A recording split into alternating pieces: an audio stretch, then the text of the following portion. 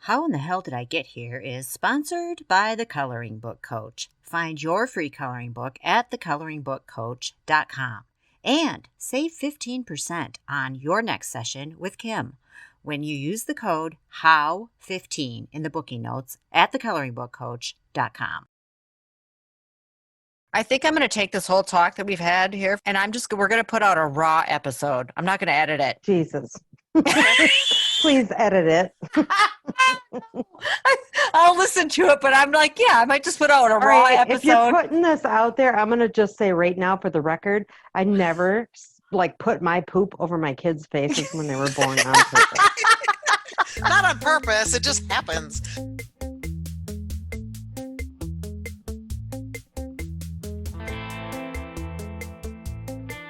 So today we're trying something a little different, and we're calling it Kim, Kari and Jenny Uncensored. And what you're going to hear is basically an uncut, uncensored recording from our last happy hour earlier this month. We did tell some funny stories during that time, which you'll hear in future episodes. But this conversation was so fun and funny and indicative of how we relate to each other that we thought it was just too good not to share. As you'll hear, we talk about poop. We talk about sex. We talk about Monty Python. We talk about the joy of hospital stays and more. And of course, there's swearing. Also, there are a few sound glitches. And, maybe we need to stop combining our storytelling sessions with our happy hours. But that probably would be way less fun for us and for you. So, without further ado, we invite you to listen in on a conversation between sisters. This is Kim A. Floden, and you're listening to How in the Hell Did I Get Here?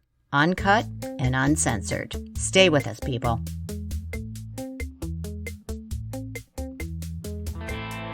So we start off our conversation by recapping the crazy story about the artist who has to work the very strange job that I read in the June 4th episode. Then our conversation just devolves from there. Enjoy.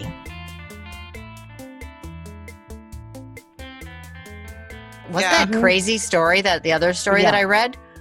Can you imagine working for that weirdo having to cook warm liver, but don't heat it, just warm it and then put it through the blender. And it made me, that whole story made me think of Saturday Night Live because it was like a juxtaposition of, remember when Dan Aykroyd used to do Julia Child, Kim? The bassomatic. The blood spurting. The liver. Yeah. And then the bassomatic where they're putting the awful things in the blender. The bass. They were putting the bass in the liver. Yes. And then they drank it. And then, it's a dessert topping. It's a floor wax. It's like that whole story was all this Saturday Night Live stuff, all mashed together. So, that's what it made me think of. Save the liver! Save the liver! That reminds me, when we were talking about Monty Python, I got to watch The Meaning of Life again. I don't think I've ever seen it more than once, maybe twice. Really?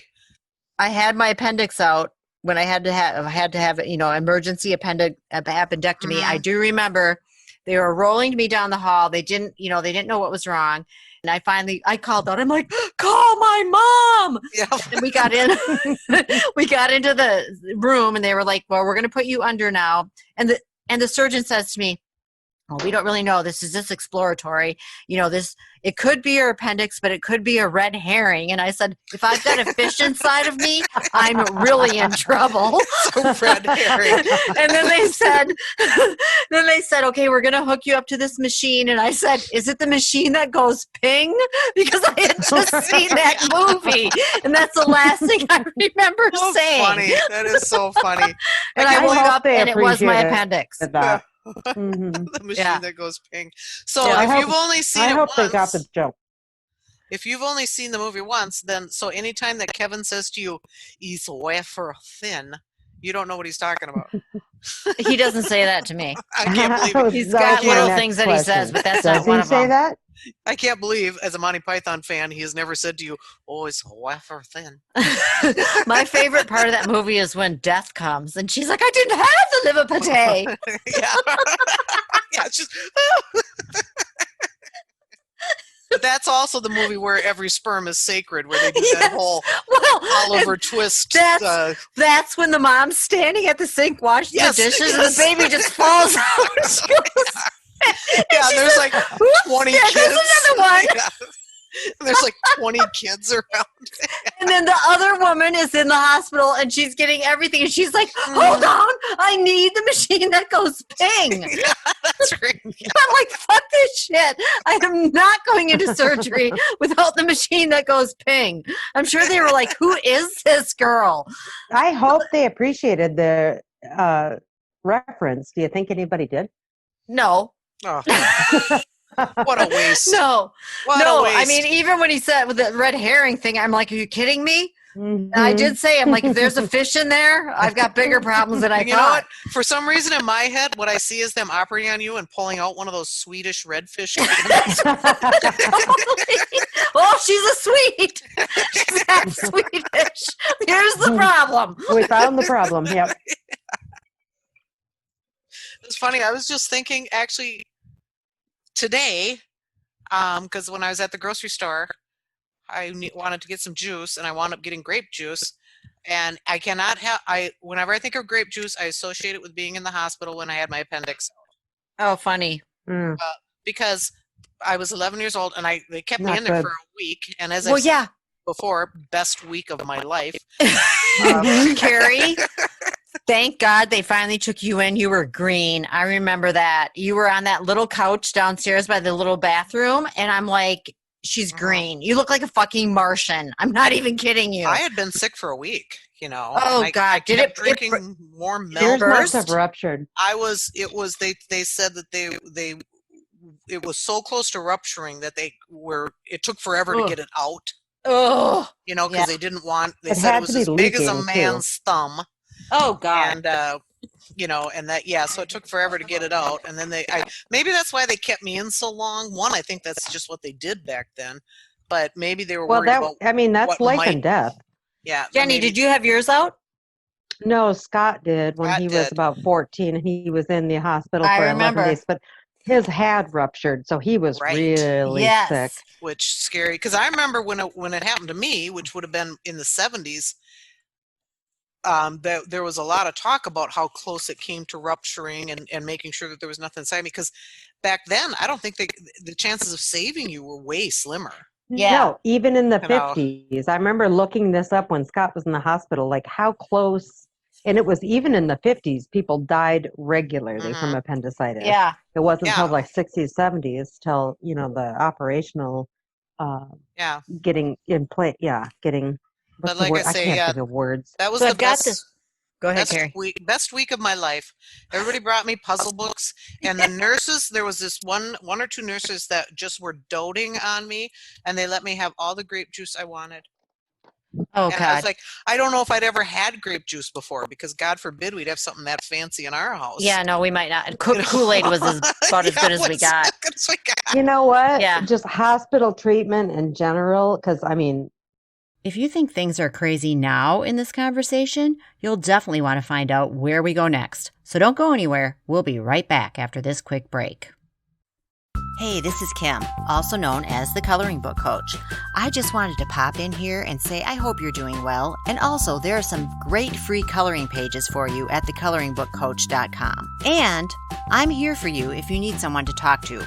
Right now, I'm offering 20-minute intuitive sessions for just $40. I have the ability to tune into you and your life and provide quick assessment and advice for whatever might be going on. Here's a testimony from a recent client who says, Kim's reading was extremely informative and on target. She knew very specific information about my situation and has provided me with clear direction about next steps to take. She was extremely professional, empathetic, and kind. I highly recommend Kim. She truly has a gift with energy. So if you're interested in giving this a try, reach out to me at thecoloringbookcoach@gmail.com and let's talk. That's thecoloringbookcoach@gmail.com. We've covered a lot of ground, but of course we have more absurd things to discuss. So let's get back to myself, Kari, and Jenny and our crazy uncensored conversation. Fast forward, I'm in my 30s now, having babies. I didn't want to leave the hospital because, okay, child number one I didn't want to have to be responsible for this kid. I'm like, no, Yeah. you can't be sending me home with a baby. Wait a minute. It's like, wait and a then minute. Kid number 2, right? No, it's like I'm not qualified. Right. No, I must have to pass a test or something. Right. And that's after 2 days, right? So the kid number 2, Anna, I'm like, no, this is good times because I could order anything I wanted to eat. I didn't have to get out of bed. I could watch any kind of movie on the TV. You know, there's plenty of movies to choose from. Yeah. And then by time John was born, Bill came to pick me up, and I'm like, no, go back to the car because I'm going to finish this movie. And he was super pissed at me. And it was one of the Ocean's 11. It was one of the Ocean's. So it was a really like, good movie too. I'm like, I do not want to return to real life yet. Yes. Because I'm on easy times here. This is good shit. That's so funny. Well, that was the thing when I was a kid, even, and I know it was one nurse. I want to think it was 2, but like just decided that I was her baby while I was in the hospital, and it's like, I mean, just was like sneaking me stuff and just always, just what just spoiling me rotten. And plus, I didn't have to deal with any of you. Right. Well, that's what you feel like. You're an only kid when you're in that hospital. It's like, Right. oh my God, all the definitely attention is spoiled. on me. It's all about you. Yeah. It was the best time ever, except for when the doctor came in to Pull out the drainage tube. That's always good time. No, I had to have a rectal exam, which I didn't even know was a thing. Excuse me, what? No, I kind of remember that. I think you might have gotten taken advantage of. I remember something about that when I had mine out because they're like, if you don't poop, you don't go home. Well, Yeah, that's maybe even that's a what it thing was. when you have babies. That's even a thing when you have babies. They want to make sure because of the And anesthesia passing gas. Are you Everything's where it's passing gas? supposed Are you to be. passing gas? Yeah. Right. And it's like, oh, that's a lot of pressure on. Yeah, to that's perform. funny because the first time I had a baby, I was still pretty much virginal about all this hospital stuff and bodily and doctors. So I remember one guy who obviously didn't have the right bedside manner because it's whoever's on call. So he comes to my room probably the morning after Scott was born, and he's standing in the doorway and he's like, "How you doing?" I'm like, "Fine." Any pain? No. And how are you pooping? And I just went, "What?" He goes, are you pooping? And I'm like, who would ask that? I'm like, this isn't right. I'm a Minnesotan, for fuck's sake. Right. I'm like, we don't talk about that. Who poops in this? And so I think I just like froze up and went, yeah, it's good. Because I didn't know, how do you respond? Not with the thumbs up, because that's just going to tell them what to do. Right. Put your thumb up my butt. That might help. Oh my God. But that is important, as it turns out. Well, I suppose after you have a baby, that you want to make sure everything down there is back. I thought a lot of women did poop and have a baby at the same time, from what I understand. Oh yeah. Well, I mean, how can you not? You're pushing. Right. Yeah. You're pushing. It's if you got anything in there, you're going to have a little brown coming out. And excitement. the theory I hear now, which kind of makes sense, is that it's a good thing because everything's working.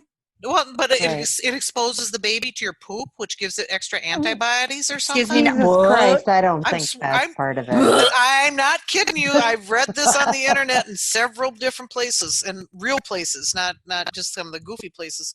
But yeah, that it's that you normally I read this on the dark web. It has to be true. Right. You never know where I'm going to wind up on the internet. But they think that you get more of the mom's bacteria, I suppose. antibodies. Little poo. It's all natural, so it has to. I mean, not everybody survives childbirth, so maybe it's not all good. Because you come in and get a mouthful of shit, you're like, I'm out of here. Yeah, but that's the meconium. That's their own poop. That's a different thing than rub their mom's. But no, poop it's supposed to be. And I don't know if it kind of makes sense, but it doesn't, because you think you would have every antibody or anything that you could get from your mom. You had 9 months. Well, here's the thing, though: is how come we always wind up talking about poop? Because I have a theory. When you really are close with people. When you're really close with people, you can talk about poop and sex. No. So when when you meet somebody and they're new in your life and they're a friend, you know that you are solid when you're talking about poop or sex. That's my theory. Solid. I like that. All right. Not liquid. That was a terrible pun, Kari, but I'm going to go make know. a drink and then I'll be right back. Okay. Because I do have a poop story. Okay, and then Okay, Jenny will you be go, back with her raw poop story. Because I'm going to bicker with you, Kim, that Oh, that God. when you're with people you're close with, that you can talk about poop, but that doesn't mean you have to. Right, but what I've Why noticed do we is like always my wind up best. there? Yeah, because my best friends and you guys, like, we always devolve into poop, and it gets funny. You know what I Okay. mean? Like, we devolve into it. But if you're with someone that you're not really that close with, they're not going to bring up poop, and you're not Right, either. but that's not the point. It's like, why? It's like, okay, if you're, the whole goal in life then is to get close enough to people so that you can talk about poop all the time. No, it's not the goal. It just naturally happens. Well, there's something very, very Freudian going on. It's a barometer of a relationship. When you get to the point where you're talking about openly about sex or poop, yeah, but you know you've reached a level that you're missing my point. intimate. That makes perfect sense, but maybe you're getting too close when all you talk about is poop. Oh no, I'm not. Well, I don't have anybody that I do that with. Well, hello. It's not like I'm like, I got to get so and so on the phone so we can have a dump talk. I'm talking about us, you numbnuts. Every time we get together, we wind up talking about poop. That's because we're super close. It's a correlation. I'm telling you. Oh my God! I know you. This is such a circular conversation. I know. I'm just doing it to you now. I'm just trying to fuck with you now. You're just being a big poop head. Yes. If Kevin was in here one day, he was like, oh my God, this is hilarious. He comes running out and he goes, oh my God, you have to see my poop. It looks just like Mr. Hanky. Remember I told you that is a South Park episode. Yes, from South Park. He's like, it looks just like him. He's like, I looked down. He was like, hey. And I'm like, excuse me, I'm not going in and seeing your poop. Thank you, but no. That's when you're too close. Well, I hope you enjoyed listening to our lunacy, and I want to thank you for tuning in, and also give a shout out and a big thanks to our newest supporter, Kirk Haveman, who visited buymeacoffee.com/The Coloring Book Coach to show his support for the show. Thanks so much, Kirk. We really appreciate the love. Meet you back here in 2 weeks for more How in the Hell Did I Get Here stories. Until then, pay attention, my friends. You just never know when you might find yourself saying, if I've got a fish inside of me, I'm really in trouble. So red herring. How in the hell did I get here? One more thing. Please help us grow the show by sharing it with your friends. That would be awesome, and it really does help. So if you can, please do. Remember to visit thecoloringbookcoach.com for your free coloring book, plus the color and calm pages that are designed for living through right now. And remember to use How15 to save 15% on your next session with Kim. Book your session at thecoloringbookcoach.com and enter How15 in the booking notes when you schedule. Also, we hope that you're listening to the How to Fall in Love with Yourself Toolkit. A bonus episode was released this past Monday. Listen now to hear myself do an intuitive session with my friend Nicole Rivera. You can listen to that podcast wherever you're listening to this one. Thank you to Silent Partner for our theme song, 7th Floor Tango, and our ad music, Blue Skies. We found them on YouTube's Creator Library, and you can find their links in our show notes. How in the Hell Did I Get Here is a production of The Coloring Book Coach and is written, produced, and hosted by myself, Kim A. Floden, with editing direction from Kari Floden.